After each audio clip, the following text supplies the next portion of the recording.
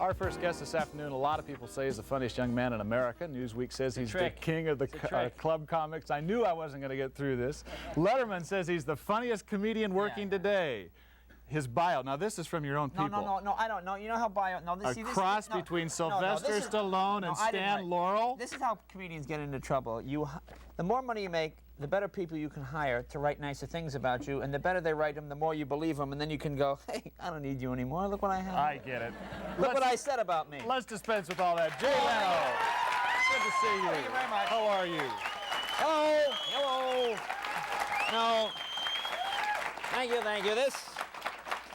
I just stepped off the plane. This is the kind of thing my mother dreads seeing me on TV in. Now, she'll say, he had such a lovely suit on. Why can't you dress more like Paul?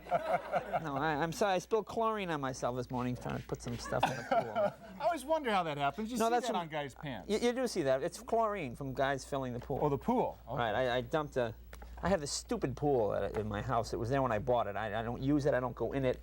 But I have to put chlorine in it. That's very Hollywood, isn't it, to have the pool? Well, no, I mean, it's just there. It's not a big, it's just this thing. This thing. It's just this rotting pool in the back of my house. You're a big star, and all of these people are saying I'm a big star. That's why I have chlorine on my pants. You've got chlorine on yourself. Yeah. I'm sure Fred Astaire would be in here with chlorine on his pants. And you don't travel first class, I understand. You do all this. I'm here, aren't I? I meant on the airplane. Oh, of course. Well, no, I mean, I just get on the plane. I don't like, it's the same little roll in the corner, except now it's on a piece of china. It's the same deal. In fact, the last time I was up here, I took the roll, and I had one of those marker pens. I just put an X on it, and I put it back, and then about 2 weeks later, I was on a flight, and I saw the roll, a couple of seats ahead of me. I said that was my roll, and I had seen it. It's an odd thing. Well, it's the little things in life that seem to rankle you. What's bugging you today? Anything on your mind? Bugging me today. Well, I mean, coming here was no day at the beach either. Well, no, I mean, I do this every day. You go through airport security. They check your bags. They open your luggage. They go through all your stuff. You get on the plane to eat. You sit down. They give everybody steak knives. I mean, this is not true. That's true. If you bring your own steak knife, you get 20 years in jail. But it's true. You sit down and they give you a knife, and now you have like 300 armed people on the plane. What about, we were running a commercial while you came out here and sat down. You raised an interesting point about one of the products being sponsored on this particular TV station. I know they're popular up here. What's that? Waterbeds. Well, no, I see these ads. Who's buying all these water beds? That was my thing. I mean, I'm just watching the ad now. I mean, this is not a purchase you make every 6 or 8 weeks. It's not like buying a soda or something like that. I mean, who does buy them all? Do you have a water bed? Well, one of my sons has a water bed, but he doesn't let us use it, and we're not sure why. No, I don't. Do people here, do you like them? You like water beds? Yeah. I don't know. Northwesterners. Really? Now you like those? Just having 3 tons of water just in your living room, just sitting there, just undulating all day. You've got a beef about the soft cookies, too. I heard you on TV the other night talking about those soft cookies, and you don't necessarily go for them. Well, no, this was the thing. I was changing planes in Atlanta. Now, this is real. They just struck me as odd. I'm walking through the Atlanta airport, and a guy's got a booth set up. He's giving away free samples of one of these soft cookies, And the guy gives me one, and I eat it, and I don't think anything about it. And I got on my connecting flight, and I realized, I mean, this is unbelievable. I mean, I'm traveling all across the United States. I land in a strange city. A man I don't even know hands me something, and I eat it. You know what I mean? I didn't even look at it. This could have been some kind of Shiite cookie bomb. I don't know what this thing is, The odd thing is, I go to my mother's house for Easter. She bakes stuff I won't even try. And my mother goes, here, I made this for you. Ooh, I hate it. Ooh, it looks awful. And a guy in the airport goes, here you go, thanks, Pop. I put it in my mouth. Was it a soft cookie? It was a soft cookie. See, here's another thing. I mean, now, these ladies, do you bake, a lot of these ladies, huh? I mean, fresh cookies are soft. Stale cookies are hard. Right. I mean, we live in this era of technology where these corporations are now able to make stale, soft cookies, I mean, these are just old cookies. Somebody went back and put soft stuff in. That's, I mean, come on, the Duncan Hines, Pillsbury, Nabisco. I mean, are these little pastry chefs, huh? These little people down there, this is a big business. And they see somebody else with a soft cookie. They say, well, we need a soft cookie too. Anybody got ideas? We can get a soft cookie? Gee, I have an idea, boss. Why don't we use only the finest ingredients and bake them fresh every day? Who is that guy? Get the hell out of here. Who is that guy? Harrington, call Dow Chemical. See if they got a softening agent we can put in these cookies with. Soft cookies.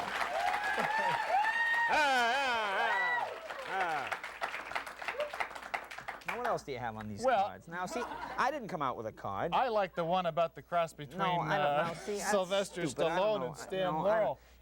Have you seen any of some this guy's pinhead movies? in the office wrote that. Rambo or any of those? Are you a big fan of these? No, I'm no, not. I don't. I didn't see Rambo. I read the book, which is interesting. It wasn't really a book; it was just a pamphlet from Lyndon LaRouche, actually. Just kind of a. Oh, some Lyndon LaRouche supporters here. Excuse me. No, I'm not a big fan of those. Tell me about David Letterman. Now, you guys are really buddies, and you're almost we're like friends. a regular on that show now. Neat guy to work with?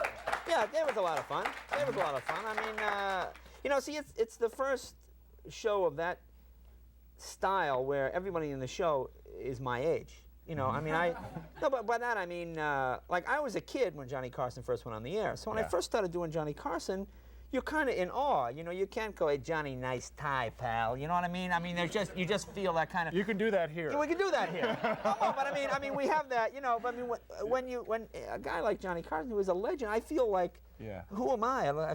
You know, you always feel like kind of a wise guy if you say something smart. You know, whereas with Letterman, since we're friends and we started out together in the comedy clubs and the crew is all new also, you know, you can kind of take a chance. Feel like a regular. Yeah, like when I was a kid and I would watch Johnny Carson, my favorite Johnny Carsons were always when Rickles or Steve Lawrence or someone who was a friend would come on and they'd like needle Carson and mess up the desk and, you know, just do things that like a friend would do, you know, have no respect for you at all, just make a mess of everything, you know. And that's what's fun about the Letterman show for me. I can come on and do those things. I read an interview in one magazine and the interviewer was Playboy. Playboy, really? Well, I'm curious.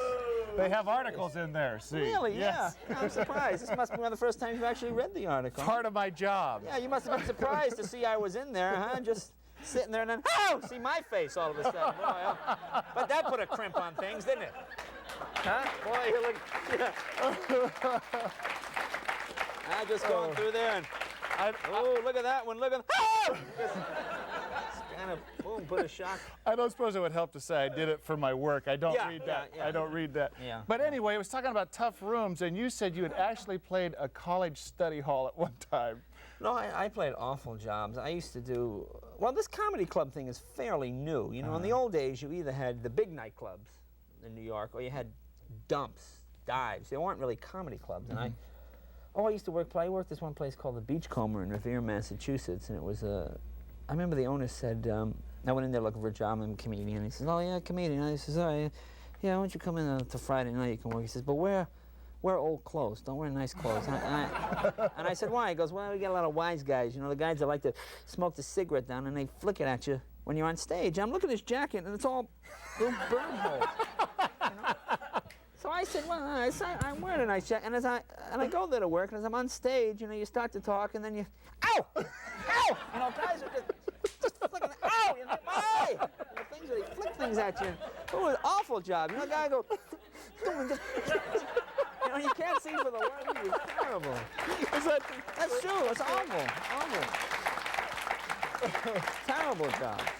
Do people, I don't go into a lot of nightclubs, so I'm home reading. No, you don't read a lot of magazines either.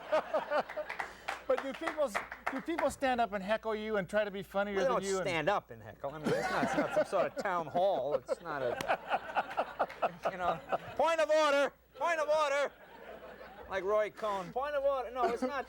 But do they say bad stuff and try to be funnier than you are and give you a bad time? Actually, no.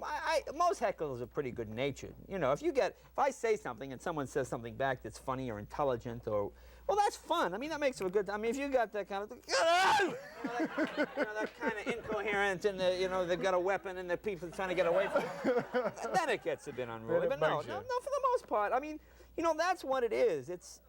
I think that's why the comedy clubs are popular now, because you go out. You know, there's a whole generation of people now that never went out. You know, it's like, I know friends, they go to the video place, they rent a comedy movie, they sit in their apartment by themselves, and they go, this is not very funny. You know what I mean? You have to go out, and yet I notice you get a group of people will come into these comedy clubs or comedy concerts, whatever, and it's just fun to laugh with a bunch of people in a room. You know, like this is much more fun when you have a lot of people sitting here. It's not, if you and I were just sitting here, there would be no reaction to me teasing you. We just go on to the next question. But when people laugh, it kind of goats you along. But we could read magazines. We could read magazines all day. That's it. I'll tell you, Jay is playing only the best rooms during his visit to the Northwest tomorrow night. Our first, let's talk about tonight. He'll be down at the Holt Center for the Performing Arts in Ooh, Eugene. performing arts. This is a man who played Carnegie Hall a couple of weeks ago, too. Yeah. Then tomorrow night at 8 o'clock, he'll be at the Arlene Schnitzer Concert Hall here in town, the Schnitz, and there's the number on your screen for ticket information. And don't forget, this is the comedian who is described as a cross between Sylvester Stallone and the man Stan that Laurel. reads Playboy. Jay Leno, everybody. We'll be right back. Thank you, thank you. Thank you.